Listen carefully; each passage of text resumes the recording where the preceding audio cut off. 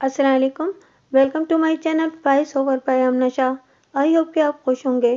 कहानी शुरू करने से पहले आपसे रिक्वेस्ट है कि अगर आपको मेरा कंटेंट पसंद आता है तो प्लीज़ मेरे चैनल को सब्सक्राइब करें। आइए मलिक सफदर अय्याज की एक और सनसनीखेज तफ्तीशी कहानी को सुनते हैं।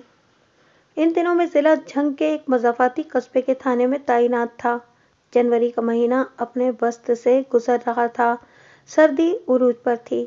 एक ठंडी ठार सुबह में तैयार होकर थाने पहुंचा तो एक अफसोसनाक इत्तला मेरी मुंतजिर थी। वैसे तो महकमा पुलिस और ख़ास तौर पर थाना एक ऐसी जगह है कि जहां कोई अच्छी और खुशकुन खबर कम कम ही सुनने को मिलती है। हर तरफ से चोरी, डकैती, कत्ल गारत गरी, लूटमार, दंगा फसाद और इसी नौयत की संगीन इतलात की भरमार रहती है। इसीलिए जब कांस्टेबल ने मेरे पास आकर बताया कि साथ वाले गांव में कत्ल की एक वारदात हो गई है तो ये सुनकर मुझे हैरत का झटका नहीं लगा। मैंने सवालिया नज़र से इत्तला फराहम करने वाले कांस्टेबल की तरफ देखा। इस साथ वाले गांव का कोई नाम भी होगा? मैंने पूछा। कांस्टेबल ने जवाब दिया, मौजा वजीराबाद। छोटे बड़े 5 गांव मेरे थाने की हुदूद में आते थे, जिनमें एक वजीराबाद भी था। वजीराबाद के जिक्र पर आप कहीं जिला गुजरानवाला की तहसील वजीराबाद नहीं समझ लीजिएगा। मज़कूरा वजीराबाद जिला झंग में वाक़ई एक छोटा सा दूर दराज का गांव था, जिसकी आबादी लगभग 500 रही होगी। वहां 100-125 से ज़्यादा घर नहीं थे। वजीराबाद नामी ये गांव मेरे थाने से कमोबेश 2 मील के फासले पर था। वजीराबाद में किसका कत्ल हुआ है?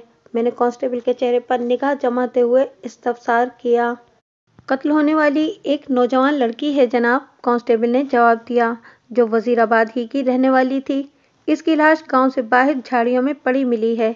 फीका ने बदनसीब लड़की का नाम साबरी बताया है। ये फीका कौन है? मैंने चौंक कर कांस्टेबल की तरफ देखा। फीका एक कोचवान है जनाब, उधर वजीराबाद ही का रहने वाला है, उसने वजाहत करते हुए बताया। फीका बाहर बरामदे में बैठा है। इसके साथ ही वजीराबाद का एक और वसनीक शौकत भी आया है। ये दोनों टांगे में सवार होकर यहाँ पहुँचे हैं। इन दोनों को मेरे पास भेजो, मैंने तहकमाना अंदाज में कहा। जी मलिक साहब, ये कहते हुए कांस्टेबल कमरे से निकल गया। जब मैं अपने कमरे की तरफ आ रहा था तो मैंने बरामदे में 2-3 अफराद को बैठे देखा था। इनमें से एक ने मुझे सलाम भी किया था। मैं सर की खफीफ जुम्बिश से इसके सलाम का जवाब देते हुए अपने कमरे में आ गया था। 1 मिनट के अंदर फीका और शौकत नामी वो दोनों अफराद मेरे सामने हाजिर थे। फीका कोचवान एक दुबला पतला और दराज कामत शख्स था, जबकि इसका साथी शौकत सांवले रंग का हट्टा कट्टा और पस्ता कामत बंदा था। मेरे सवालात के जवाब में उन्होंने मुझे जो तफसील बताई उसका खुलासा कुछ इस तरह है। मकतूला लड़की का नाम साबरा बीबी उर्फ साबरी था। वो वजीराबाद ही की रहने वाली थी। इसकी माँ आसिया का गांव के अंदर एक बड़ा तनूर और भट्टी थी, जहां वो गांव वालों के लिए रोटियां पकाया करती थी और भट्टी में चने, मकई और चावल वगैरह भी भून कर देती थी। साबरी इस काम में अपनी माँ का हाथ बटाया करती थी। वो अपने वालिदैन की अकलौती औलाद थी। इसका बाप जलालुद्दीन अक्सर बीमार रहता था। वो किसी कामकाज के काबिल नहीं था और सारा दिन चारपाई पर पड़ा होकर गुड़गुड़ाता रहता था। और इसी साबरा उर्फ साबरी को गुज़िश्ता रात किसी ने बड़ी बेदर्दी से मौत के घाट उतार दिया था। इसकी लाश गांव के आखिरी किनारे पर वाक़ई झाड़ियों में पड़ी मिली थी। साबरी की लाश की दरियाफ्त का सेहरा शौकत के सर जाता था। आज अलग सुबह उसी ने सबसे पहले लाश को देखा था। इसके बाद ही मौजा वजीराबाद के बासियों को इस सानिए की खबर हुई थी। मैंने पस्ता कद शौकत की आंखों में देखते हुए सवाल किया, तुम इतनी सुबह इन झाड़ियों की तरफ क्या लेने गए थे? जनाब, मैं तो मामूल के मुताबिक रफ़े हाजित के लिए खेतों की जानिब गया था, वो वजाहत करते हुए बोला। वापसी में एक ख़ास बात ने मुझे झाड़ियों की तरफ मुतवज्जा होने पर मजबूर कर दिया था। कौन सी खास बात? मैंने सरसराते हुए लहजे में पूछा। जनाब, जब मैं इन झाड़ियों के करीब से गुजरने लगा तो एक गर्म जनाना शाल पर मेरी नज़र पड़ी थी, शौकत ने गहरी संजीदगी से बताया। इस सब्ज रंग की शाल का एक सिरा झाड़ियों के अंदर कहीं उलझा हुआ था और दूसरा सिरा बाहर से दिखाई दे रहा था। बस यही बात मुझे झाड़ियों के अंदर ले गई। मैं तजस्सुस के हाथों मजबूर होकर चंद कदम ही आगे बढ़ा था कि वो मुझे नजर आ गई। बात अधूरी छोड़कर उसने खौफजदा अंदाज में एक झुरझुरी ली तो मैंने फौरन सवाल किया, कौन नजर आ गई? आसिया माछन की लड़की साबरी, उसने जवाब दिया। क्या मतलब? मैंने घूर कर शौकत को देखा। क्या तुमने जीती जागती साबरी को अपनी आंखों से वहां नहीं देखा था? नहीं सरकार, وہ نفی میں گردن ہلاتے ہوئے بولا، میں صابری کی لاش کی بات کر رہا ہوں جی۔ اس کی لاش جھاڑیوں کے اندر بڑے بے ڈھنگے انداز میں پڑی ہوئی تھی۔ کیا تم نے صابری کی لاش کو چھو کر دیکھا تھا؟ میں نے چونکے ہوئے لہجے میں دریافت کیا۔ تمہیں کیسے پتہ چلا کہ وہ زندگی کی بازی ہار چکی ہے؟ تھانے دار جی، میں نے اس کی حالت کو دیکھ کر اندازہ لگا لیا تھا کہ وہ مر چکی ہے، شوکت نے گہری سنجیدگی سے بتایا۔ کوئی بھی زندہ شخص اس ٹھنڈے ٹھار موسم میں کھلے آسمان کے نیچے جھاڑیوں کے اندر سونے سے تو رہا۔ میں نے اسے چھونے کی کوشش نہیں کی، بس اس کی حالت ہی سے مجھے اندازہ ہو گیا تھا کہ وہ زندہ نہیں ہے۔ لمحاتی توقف کر کے اس نے گہری سانس لی، پھر اضافہ کرتے ہوئے بولا، اب وہاں جا کر اپنی آنکھوں سے جب وہ منظر دیکھیں گے تو آپ کو میری بات کا یقین آ جائے گا۔ میں ابھی آپ لوگوں کے ساتھ ادھر ہی جا رہا ہوں، میں نے فیصلہ کن انداز میں کہا، پھر دودھ کا دودھ اور پانی کا پانی ہو جائے گا۔ میں نے مزید 10 منٹ تک گھما پھرا کر شوکت سے مختلف سوالات کیے، پھر ایک کانسٹیبل کو ساتھ لے کر جائے وقوع کی جانب روانہ ہو گیا۔ میرے تھانے سے موضع وزیر آباد کم و بیش 2 میل کی دوری پر واقع تھا۔ ایک پتلا سا کچا راستہ سیدھا وزیر آباد تک جاتا تھا۔ اس راستے کی دونوں جانب کھیتوں کا سلسلہ بہت دور تک پھیلا ہوا تھا۔ فیکا کوچوان نے جب ہمیں وزیر آباد پہنچایا اس وقت صبح کے 10 بج رہے تھے۔ میں ٹانگے سے اتر کر فوراً وقوع کی سمت بڑھ گیا۔ فضا میں اچھی خاصی خنکی رچی بسی تھی۔ میری نگاہ جھاڑیوں پر تھی۔ وہ جھاڑیاں گاؤں کے آخری سرے سے شروع ہو کر لگ بھگ 1 فرلانگ آگے تک چلی گئی تھیں، جن کے پہلو میں ایک نالہ رواں دواں تھا۔ یہ نالہ یقیناً موضع وزیر آباد کے کھیتوں کو سیراب کرنے کا فریضہ انجام دیتا تھا۔ میری معلومات کے مطابق مذکورہ نالہ پیچھے شمال مشرق میں بڑی نہر میں سے نکلتا تھا اور وزیر آباد کے پاس سے گزرتے ہوئے آگے جنوب مغرب کی سمت چلا جاتا تھا۔ صابری کی لاش جھاڑیوں کے اندر 25 سے 30 گز کے فاصلے پر پڑی تھی۔ لاش کی حالت کو دیکھتے ہی مجھے اندازہ ہو گیا کہ اسے زندگی کی قید سے آزاد ہوئے 8 سے 10 گھنٹے گزر چکے تھے۔ میں لاش کے قریب ہی اکڑوں بیٹھ کر بغور اس کا جائزہ لینے لگا۔ مقتولہ صابرہ کو گلا گھونٹ کر موت کے گھاٹ اتارا گیا تھا۔ اس کی گردن کی حالت اور باہر کو ابلی ہوئی آنکھیں اس امر کا بیان ثبوت تھیں کہ 2 مضبوط ہاتھوں نے بڑی بے دردی سے گلا دبا کر اس کی سانس کی آمد و شد کا راستہ منقطع کیا تھا۔ موت کے منہ میں جانے سے پہلے صابرہ نے خود کو قاتل کے شکنجے سے نکالنے کے لیے بڑی جد و جہد کی تھی۔ اس کے بکھرے ہوئے بال اور جگہ جگہ سے پھٹا ہوا لباس یہ کہانی سناتا تھا کہ قاتل نے جان لینے سے پہلے اس پر مجرمانہ حملہ بھی کیا تھا یا حملہ کرنے کی کوشش کی تھی۔ صابری بڑی بے بسی کی موت ماری گئی تھی۔ میں نے حیرت بھری نگاہ اس کے چہرے پر ڈالی اور ایک گہری سانس لے کر رہ گیا۔ صابری گندمی رنگت کی حامل ایک متناسب شخصیت کی مالک تھی۔ میرے اندازے کے مطابق اس کی عمر 20 اور 22 کے درمیان رہی ہوگی۔ یہ عمر کسی بھی لڑکی یا لڑکے کے لیے بھرپور جوانی کی عمر ہوتی ہے۔ صابری بھی اپنی جوانی کی بہار پر تھی، مگر کسی شفاق شخص نے بھری جوانی میں اس کی زندگی کی بہار کو خزاں کی نظر کر دیا تھا۔ مجھے پہلی فرصت میں اس درندہ صفت شخص کو تلاش کرنا تھا۔ صابری کی لاش کے تفصیلی معائنے کے بعد میں اٹھ کر کھڑا ہو گیا۔ جیسا کہ تھانے میں شوکت مجھے بتا چکا تھا کہ اس نے ایک گرم سبز شال کو جھاڑیوں میں پھنسے دیکھا تھا۔ جائے وقوع پر درجن بھر افراد میں مقتول کی ماں آسیہ ماچن بھی موجود تھی، جس نے تصدیق کی کہ وہ سبز شال اس کی بیٹی ہی کی تھی۔ میں نے وہ شال منگوا کر صابری کی لاش کو ڈھک دیا اور قرب و جوار کا جائزہ لینے لگا۔ میری اس تفتیش کا مرکز و محور جھاڑیوں کا اندرونی حصہ تھا اور اس سلسلے میں کانسٹیبل نجیب بھی میری بھرپور مدد کر رہا تھا۔ میں ایک بات کا ذکر کرنا بھول گیا کہ مقتولہ صابری نے پھولدار سبز رنگ کی گرم قمیض پہن رکھی تھی، شلوار سفید لٹھے کی تھی اور پاؤں میں چمڑے کے پمپی ٹائپ جوتے تھے۔ اس تلاش میں 10 سے 15 منٹ ہی گزرے ہوں گے کہ ایک اہم سراغ میرے ہاتھ لگ گیا۔ وہ ایک پوٹلی تھی جو جھاڑیوں کی خاردار شاخوں میں اٹکی ہوئی تھی۔ میں نے مذکورہ پوٹلی کو شاخوں میں سے نکال لیا اور اس کا معائنہ کرنے لگا۔ پوٹلی کی گرہ کھلی ہوئی تھی، جس سے ظاہر ہوتا تھا کہ پوٹلی کو اچھی طرح کھنگالنے کے بعد ادھر پھینکا گیا تھا۔ پوٹلی کے جائزے سے پتہ چلا کہ اس کے اندر 2 زنانہ جوڑے تھے اور عورتوں کے استعمال کی چند اشیاء رکھی ہوئی تھیں۔ یقینی طور پر یہ پوٹلی مقتولہ صابری ہی کی ہو سکتی تھی۔ پوٹلی کی دریافت کے بعد اس امر میں کسی شک و شبے کی گنجائش باقی نہیں رہی تھی کہ صابری فرار کے کسی پروگرام کے تحت گھر سے نکلی تھی، مگر کس کے ساتھ؟ یہ ایک سنسنی خیز سوال تھا اور مزید ایک خوفناک سوال کو جنم دیتا تھا کہ کیا صابری کو اسی شخص نے موت کے گھاٹ اتارا تھا جس کے ساتھ اس نے بھاگنے کا پروگرام بنایا تھا، یا کسی تیسرے شخص کا یہ کارنامہ تھا یہ سوال درجنوں نئے سوالات پیدا کرتا تھا۔ پوٹلی کی دریافت نے صورتحال کو خاصا انکشاف انگیز بنا دیا تھا۔ میں نے کپڑوں والی پوٹلی مقتولہ صابری کی ماں آسیہ کو دکھائی اور پوچھا کہ کیا تم ان کپڑوں کو پہچانتی ہو؟ جی، اس نے اس بات میں گردن ہلائی اور بتایا کہ یہ کپڑے صابری ہی کے ہیں تھانے دار صاحب۔ کپڑوں کی پوٹلی کے ساتھ گھر سے نکلنے کا مطلب سمجھتی ہو نا؟ میں نے دھیمے مگر خاصے اٹل انداز میں دریافت کیا۔ جواب دینے سے پہلے اس نے گھبراہٹ بھری نظر سے ادھر ادھر دیکھا۔ جائے وقوع پر درجن بھر افراد موجود تھے، لیکن میں اور آسیہ ان سے ذرا ہٹ کر کھڑے تھے۔ وہ بے حد الجھن زدہ لہجے میں بولی، تھانے دار جی، میری تو کچھ سمجھ میں نہیں آ رہا کہ یہ سب کیا ہے۔ پتہ نہیں کس ظالم نے میری جوان جہان بیٹی کو موت کے گھاٹ اتار دیا ہے۔ میں نے محسوس کیا کہ وہ دانستہ میرے سوال کا ٹو دی پوائنٹ جواب دینے سے کترا رہی تھی۔ میں نے اس کی جذباتی کیفیت اور ذہنی حالت کے پیش نظر تسلی آمیز لہجے میں کہا، آسیہ، تم اپنے گھر جاؤ۔ میں جائے وقوع کی کارروائی مکمل کرنے کے بعد تمہارے پاس آ رہا ہوں، پھر آرام سے بیٹھ کر بات کریں گے۔ جی اچھا، وہ ممنونیت بھری نظر سے مجھے دیکھتے ہوئے بولی۔ پھر پوچھا، صابری کی لاش؟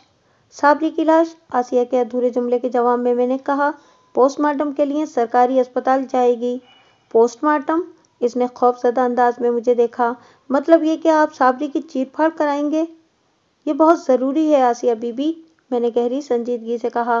پوسٹ مارٹم کی رپورٹ کی مدد سے صابری کے قاتل تک رسائی حاصل کرنے میں آسانی حاصل ہوگی۔ اس نے مجھ سے ذرا یہ بحث کرنے کی کوشش نہیں کی اور دل گرفتہ انداز میں اپنے گھر کی طرف روانہ ہو گئی۔ موقع کی کارروائی مکمل کرنے کے بعد میں نے مقتولہ صابری کی لاش کو کانسٹیبل نجیب کی نگرانی میں ضلعی اسپتال بھجوا دیا اور جائے واردات پر موجود لوگوں سے پوچھ تاچھ کرنے لگا۔ 15-20 منٹ کی کوشش کے بعد بھی جب مجھے اس سلسلے میں خاطر خواہ کامیابی حاصل نہ ہوئی تو میں نے آسیہ کے گھر جانے کا فیصلہ کر لیا۔ جائے وقوع یعنی وہ جھاڑیاں جہاں سے صابری کی لاش ملی تھی، وہ موضع وزیر آباد کے آخری سرے پر واقع تھیں۔ وہاں سے مجھے گاؤں کے اندرونی حصے میں جانا تھا۔ میں نے چند قدم ہی اٹھائے تھے کہ ایک فوری خیال نے مجھے رکنے پر مجبور کر دیا۔ یہ خیال ایک مکان کو دیکھ کر میرے ذہن میں ابھرا تھا۔ وہ مکان موضع وزیر آباد کے آخری کنارے پر واقع تھا اور اس کے عقب میں 20-25 گز کے فاصلے سے جھاڑیوں کا سلسلہ شروع ہو جاتا تھا، یعنی مذکورہ مکان جائے وقوع سے نزدیک ترین رہائش گاہ تھی۔ میرے جی میں آئی کہ عین ممکن ہے اس گھر کے مکین میں سے کسی نے پچھلی رات جھاڑیوں کی طرف کوئی غیر معمولی سرگرمی دیکھی ہو۔ یہ بعید از امکان نہیں تھا۔ اگر میں ان لوگوں سے پوچھ گچھ کرتا تو صابری کے قتل کے حوالے سے کوئی سراغ ہاتھ آ سکتا تھا۔ جب میں نے گاؤں کی سمت چلنا شروع کیا تھا تو چند افراد بھی میرے ساتھ ساتھ اسی جانب بڑھ رہے تھے۔ عین ممکن تھا کہ انہی میں سے اس گھر کا کوئی مکین بھی شامل ہو۔ یہ کیسے ہو سکتا تھا کہ پورے گاؤں میں صابری کے قتل کا شور مچا ہو اور اس گھر کے مکینوں کو کوئی خبر ہی نہ ہو؟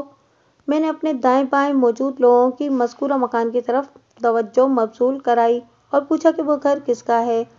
ماسٹر بھٹی کا جی، میرے نزدیک کھڑے ہوئے ایک شخص نے جواب دیا۔ ماسٹر بھٹی؟ میں نے سوالیہ نظر سے جواب دینے والے کی طرف دیکھا۔ وہ وضاحت کرتے ہوئے بولا، جناب، ماسٹر جی کا نام تو عارف بھٹی ہے مگر وہ ماسٹر بھٹی کے نام سے مشہور ہے۔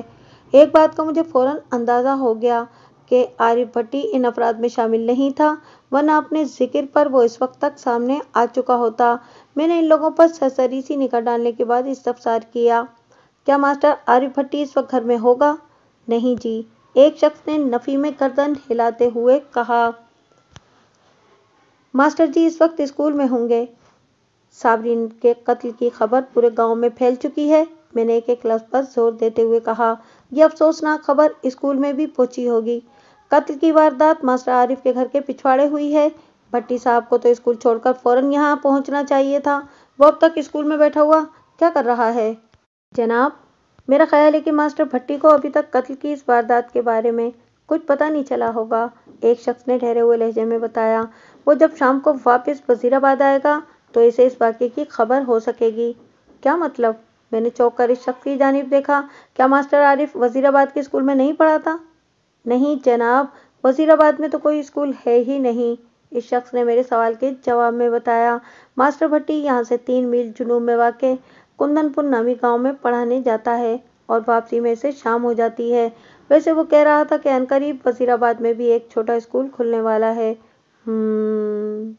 میں نے ایک گہری سانس خارج کی اور کہا، ٹھیک ہے، عارف بھٹی تو جب شام کو واپس آئے گا تو اس سے بھی ملاقات ہو جائے گی۔ فی الحال میں اس کے گھر والوں سے پوچھ تاچھ کر لیتا ہوں۔ گھر والوں سے؟ میں جس شخص سے سوال جواب کر رہا تھا اس نے حیرت بھری نظر سے مجھے دیکھا۔ کیا ہوا؟ میں نے سرسراتی ہوئی آواز میں پوچھا۔ ماسٹر عارف کے گھر والوں کے ذکر پر تم چونک کیوں گئے؟ اس لیے کہ اس کا تو گھر بار وہ خود ہی ہے، اس شخص نے ٹھہرے ہوئے لہجے میں بتایا۔ ماسٹر بھٹی اس گھر میں بالکل اکیلا ہی رہتا ہے۔ وہ کندن پور کے اسکول گیا ہوا ہے تو اس وقت اس کے گھر پر تالا پڑا ہوگا۔ مطلب یہ کہ میں نے تصدیق طلب نظر سے اس کی طرف دیکھا۔ بیوی بچے بہن بھائی ماں باپ میں سے کوئی اس کے ساتھ نہیں رہتا؟ میرے استفسار کے جواب میں مجھے جو معلومات فراہم کی گئیں ان کے مطابق ماسٹر عارف بھٹی پچھلے 4 سال سے اس مکان میں تنہا رہ رہا تھا۔ اس کے والدین یا بھائی بہن کہاں تھے اس بارے میں یقینی طور پر کچھ نہیں کہا جا سکتا تھا۔ لوگ صرف اتنا جانتے تھے کہ اس نے شادی نہیں کی تھی، لہٰذا اس کے بیوی بچے نہیں تھے۔ گاؤں والوں کو ماسٹر عارف سے یا اس کے کردار سے کسی قسم کی کوئی شکایت نہیں تھی۔ وہ سب کی نظر میں ایک امن پسند اور شریف النفس انسان تھا۔ وہ ایک خاموش طبع اور تنہائی پسند شخص کے طور پر مشہور تھا۔ عنایت حسین کریانہ فروش وزیر آباد کا واحد رہائشی تھا جس کی دکان پر کھڑے ہو کر ماسٹر بھٹی تھوڑی گپ شپ کر لیا کرتا تھا۔ ماسٹر بھٹی کے حوالے سے حاصل ہونے والی یہ معلومات میرے لیے ناکافی تھیں۔ صابری کو بڑی بے دردی سے موت کے گھاٹ اتارا گیا تھا اور یہ سنسنی خیز واقعہ ماسٹر عارف کی رہائش گاہ سے محض 20 یا 25 گز کے فاصلے پر رونما ہوا تھا۔ مجھے یقین تھا کہ عارف بھٹی قتل کی اس واردات پر ضرور روشنی ڈال سکتا تھا۔ میں نے وہاں موجود افراد پر دائرانہ نگاہ ڈالی اور پوچھا، تم میں سے کوئی ایسا بھی ہے جس سے ماسٹر بھٹی کی روزانہ ملاقات ہوتی ہو؟ جی تھانے دار صاحب، ایک شخص نے آگے بڑھ کر کہا، میرا نام احمد علی ہے۔ سمجھ لیں کہ میں ماسٹر بھٹی کا پڑوسی ہوں۔ ہمارا روزانہ آمنا سامنا ہوتا ہے۔ آپ دیکھ ہی رہے ہیں ماسٹر جی کا مکان بالکل الگ تھلگ ہے۔ میں اس کا قریب ترین پڑوسی ہوں۔ میں نے ایک ایک لفظ پر زور دیتے ہوئے کہا، جو بھی ہے اب تمہیں ایک کام کرنا ہے احمد علی۔ جی حکم تھانے دار صاحب، وہ بادب باملاحظہ ہمتاً گوش ہو گیا۔ تم نے ماسٹر بھٹی کی واپسی کا انتظار کرنا ہے، میں نے سمجھانے والے انداز میں کہا۔ وہ جیسے ہی گھر پہنچے اسے اپنے ساتھ لے کر سیدھا میرے پاس تھانے آ جانا۔ جی جی، جو آپ کا حکم ہو، وہ تھوک نگلتے ہوئے بولا۔ تمہیں پریشان ہونے کی ضرورت نہیں ہے احمد علی، میں نے تسلی آمیز انداز میں کہا۔ میں ماسٹر عارف سے معمول کی پوچھ گچھ کرنا چاہتا ہوں۔ تمہاری صرف اتنی سی ڈیوٹی ہے کہ تم اسے اپنے ساتھ لے کر تھانے آؤ گے۔ جی سرکار، وہ فرمانبرداری سے بولا۔ میں آپ کے حکم کی تعمیل کروں گا۔ شاباش، میں نے تعریفی نظر سے اسے دیکھا اور آگے بڑھ گیا۔ وزیر آباد نامی وہ چھوٹا سا گاؤں لگ بھگ 100 گھروں پر مشتمل تھا، جن میں سے 80 گھروں کی آبادی ایک جگہ اور 20% ذرا ہٹ کر تھوڑے تھوڑے فاصلے پر اکا دکا مکانات کی شکل میں تھی۔ ماسٹر عارف بھٹی کا مکان بھی اسی نوعیت کا تھا، آبادی سے چند گز کے فاصلے پر جھاڑیوں کے ساتھ لگا ہوا۔ اس قسم کے چھوٹے گاؤں میں ہر کوئی دوسرے سے اچھی طرح واقف ہوتا ہے۔ مجھے کبھی امید تھی کہ میں بہت جلد صابری کے قتل کا سراغ لگانے میں کامیاب ہو جاؤں گا، پھر قاتل مجھ سے بچ نہیں سکے گا۔ آسیہ ماچن کا گھر وزیر آباد کے اکثر مکانات کی طرح ایک چھوٹا سا کچا گھر تھا اور گاؤں کے وسط میں واقع تھا۔ اس خاندان میں صرف 3 افراد تھے، یعنی آسیہ، اس کا شوہر جلال الدین اور اکلوتی بیٹی صابرہ بی بی عرف صابری، جو کہ گزشتہ رات مقتولہ کا درجہ حاصل کر چکی تھی۔ لہٰذا اب اس خاندان میں صرف 2 افراد باقی بچے تھے، آسیہ اور اس کا دائمی مریض شوہر جلال الدین۔ جلال الدین کو ٹی بی کا مرض لاحق تھا۔ وہ دن بھر چارپائی پر پڑا کھانستا رہتا اور خون تھوکتا رہتا تھا۔ اس کی حالت کو دیکھ کر یہی لگتا تھا کہ وہ چند ہفتوں یا چند مہینوں کا مہمان ہے۔ بہرحال جلال الدین سے کسی قسم کی پوچھ گچھ بے سود تھی، اس لیے میں آسیہ کو لے کر اس کے گھر کی بیٹھک میں آ گیا۔ آسیہ نے تندور اور بھٹی اپنے گھر کے صحن میں ہی لگا رکھی تھی۔ اس کے گھر کے باہر نصف درجن کے قریب مرد و زن موجود تھے، جن میں زیادہ تر اس کے پڑوسی تھے۔ وہ سب صابری کے قتل کے حوالے سے بہت کچھ جاننا چاہتے تھے، یہ ان کا فطری تجسس تھا، لیکن میں نے اس وقت تک ان میں سے کسی کو گھر کے اندر آنے کی اجازت نہیں دی جب تک میں نے آسیہ سے سوال جواب کا سلسلہ مکمل نہ کر لیا۔ بیٹھک میں ہم دونوں کے سوا اور کوئی موجود نہیں تھا۔ صابری کی موت نے بوڑھے اور بیمار جلال الدین کی حالت اور بھی زیادہ خراب کر دی تھی اور اس نے صابری کے موضوع پر مجھ سے کوئی بات کرنے کی ضرورت محسوس نہیں کی تھی۔ اس کی کھانسی کی مسلسل آواز بیٹھک کے اندر پہنچ رہی تھی۔ میں نے آسیہ کی آنکھوں میں دیکھتے ہوئے ہمدردی بھرے لہجے میں کہا، आसिया बीबी, तुम्हारी अकलौती बेटी के साथ जो अंधोनाक वाकया पेश आया है उसका मुझे सख्त अफसोस है। मैं साबरी को तो वापस नहीं ला सकता, लेकिन तुमसे वादा करता हूँ कि साबरी के कातिल को बहुत जल्द गिरफ्तार करके अदालत से सख्त तरीन सजा दिलवाने की कोशिश करूंगा। जाने वालों को कौन वापस ला सका है जनाब, वो भर्राई हुई आवाज में बोली। बाकी की जिंदगी हमें साबरी के बगैर ही गुजारना होगी। मेरी, वो लम्हे भर को रुकी, फिर अपनी बात मुकम्मल करते हुए बोली, मेरी दिली तमन्ना है कि साबरी का कातिल इबरतनाक सजा पाए। अल्लाह इस शैतान को गरक करे। हमारा हंसता बसता घर उजाड़ दिया उस कमबख्त ने। अल्लाह यकीनन साबरी के कातिल को कैफर किरदार तक पहुंचाएगा और मैं भी इसे इबरतनाक अंजाम से दो चार करने की पूरी कोशिश करूंगा। मैंने बदस्तूर उसकी आंखों में झांकते हुए कहा, लेकिन इसके लिए मुझे तुम्हारे भरपूर ताउन की जरूरत पेश आएगी। ताउन? उसने चौंक कर सवालिया नजर से मुझे देखा। किस किस्म का ताउन थानेदार साहब? साबरी के कातिल तक रसाई हासिल करने में तुम मेरी रहनुमाई करोगी। मैंने गहरी संजीदगी से कहा, मैं तुम्हारी मदद से बासानी कातिल तक पहुंच सकता हूँ। वो तो ठीक है थानेदार साहब, वो इज़्तिरारी लहजे में बोली, मैं खुद भी यही चाहती हूँ कि वो जालिम जल्द से जल्द गिरफ्तार हो जाए। मगर क्या आसिया बीबी? मैंने सवालिया नज़र से उसकी तरफ देखा। वो ज़रा वजाहत करते हुए बोली, ये बात मेरी समझ में नहीं आ रही कि मैं इस सिलसिले में आपकी क्या मदद कर सकती हूँ। मैं समझाता हूँ, मैंने बड़े रसान से कहा। आसिया बीबी, जाए वक़्वा का मैंने भी जायज़ा लिया है और तुमने भी अपनी आंखों से हर शे को देखा है। इस बात में किसी शक व शुबे की गुंजाइश हो ही नहीं सकती कि मकतूला साबरी अपनी मर्जी और प्रोग्राम के मुताबिक घर से निकली थी। पोटली और उसके अंदर मौजूद साबरी के कपड़े और ज़ाती इस्तेमाल का दीगर सामान इस बात का ठोस सबूत है कि वो किसी के साथ भागना चाहती थी और इसी गर्ज से वो झाड़ियों तक पहुंची थी। और वो किसी कोई मर्द ही हो सकता है जिसने साबरी को झाड़ियों में मिलने का वादा कर रखा होगा।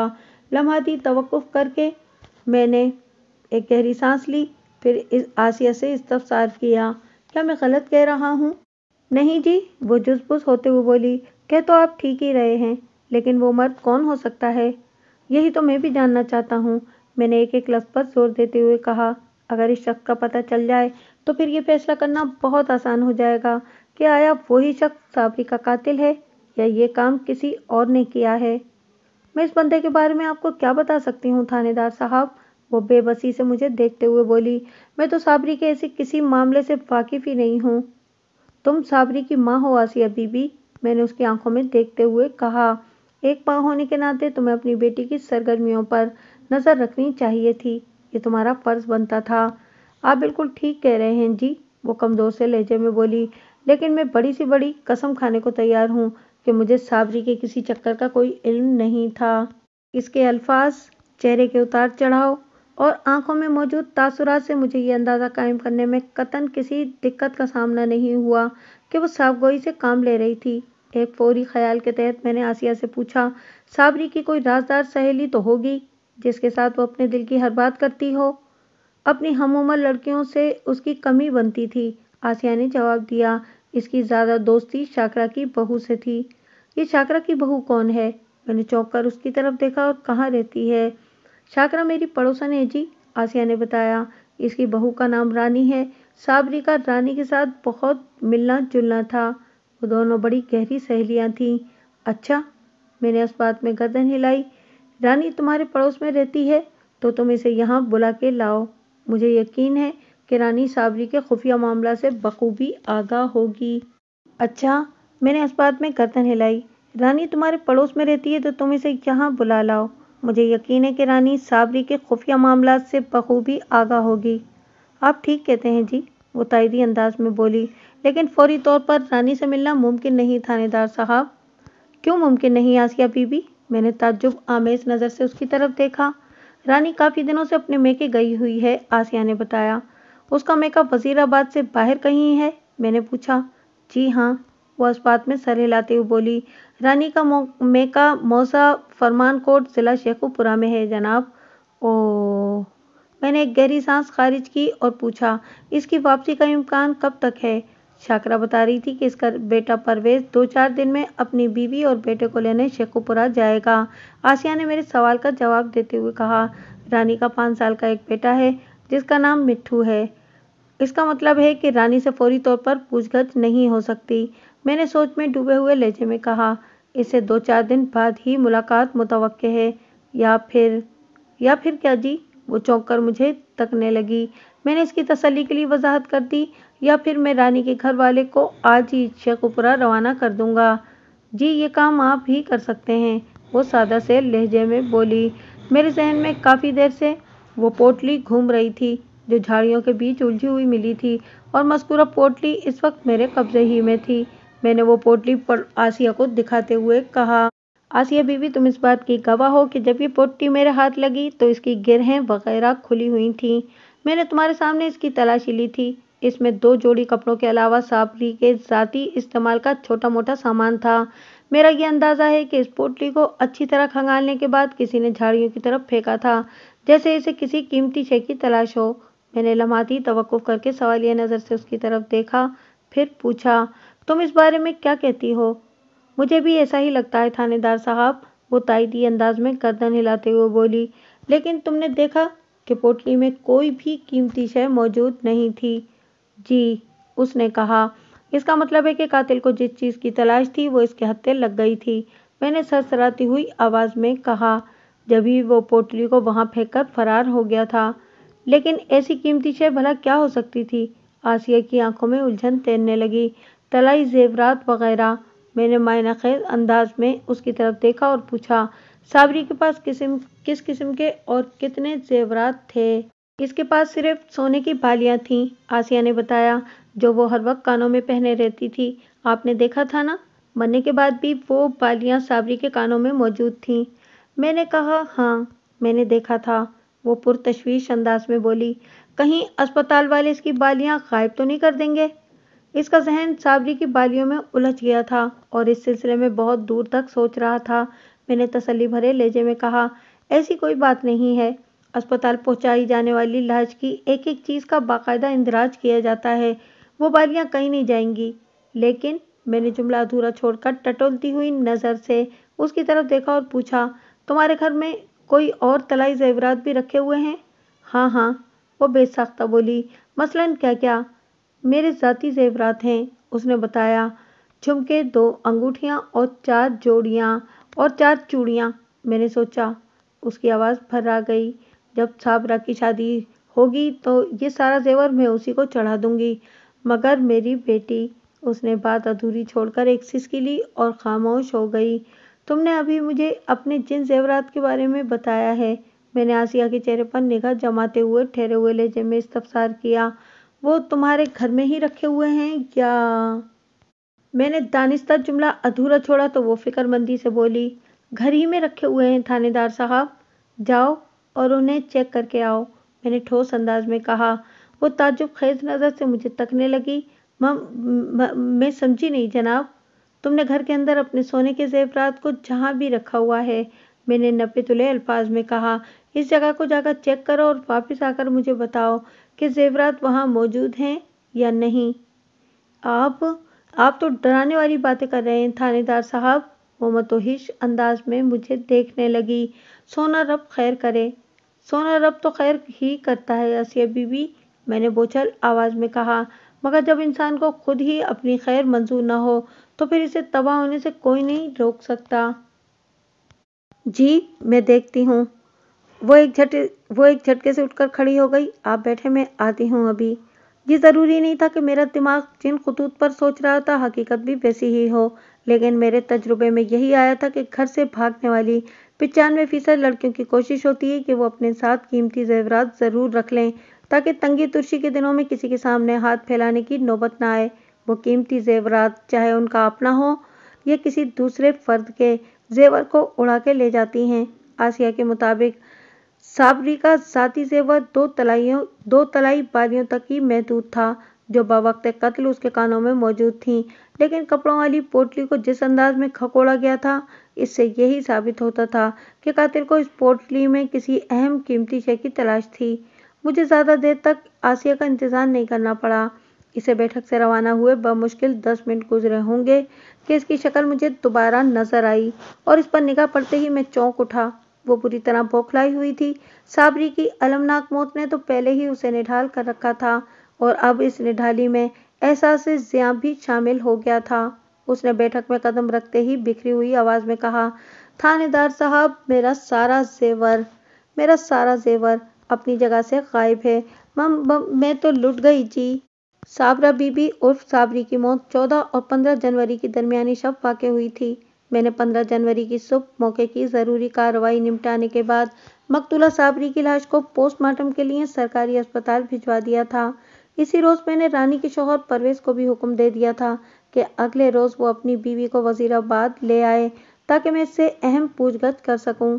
آسیہ بی بی کے طلائی زیورات کی گمشدگی اس امر کو تقویت پہنچاتی تھی کہ صابری گاؤں کے کسی مرد کے ساتھ بھاگنے کا پروگرام بنا کر گھر سے نکلی تھی۔ یہ اس کی بدقسمتی کہ وہ دردناک موت کا شکار ہو گئی۔ اس کے قاتل تک اس وقت تک رسائی ممکن نہیں تھی جب تک یہ معلوم نہ ہو جاتا کہ مقتولہ کے عشق و محبت کے معاملات کس شخص کے ساتھ چل رہے تھے، اور یہ جانکاری صرف اور صرف رانی ہی مجھے دے سکتی تھی۔ اسی مقصد کی خاطر میں نے رانی کو فوری وزیر آباد بلانے کا بندوبست کیا تھا۔ مقتولہ کا کوئی راز رانی سے چھپا ہوا نہیں ہو سکتا تھا۔ میں نے گزشتہ روز چائے وقوع پر ماسٹر بھٹی کے پڑوسی احمد علی کو یہ ڈیوٹی سونپی تھی کہ ماسٹر جیسے ہی کندن پور سے واپس آئے وہ اسے اپنے ساتھ تھانے لے آئے، لیکن ایسا نہیں ہوا تھا۔ میں رات کو کافی دیر تک اپنے کمرے میں موجود رہا تھا۔ اب یہی ہو سکتا تھا کہ یا تو احمد علی کو میری ہدایات یاد نہ رہی ہوں یا پھر گزشتہ رات ماسٹر بھٹی کندن پور سے واپس ہی نہ آیا ہو۔ یہ دونوں صورتحال خاصی تشویشناک تھیں۔ 16 جنوری کی صبح میں ان خیالات کے ساتھ تھانے آیا کہ کسی اہلکار کو وزیر آباد بھیج کر احمد علی کو بلا لوں گا تاکہ حقیقت کا پتہ چل سکے، لیکن اس بلاوے کی نوبت نہیں آئی، اور جیسے ہی میں نے تھانے کے برآمدے میں قدم رکھا، احمد علی ایک دراز قامت اور سانولی رنگت والے شخص کے ساتھ چوبی بینچ پر بیٹھا نظر آیا۔ مجھ پر نگاہ پڑتے ہی وہ ایک جھٹکے سے اٹھ کر کھڑا ہو گیا۔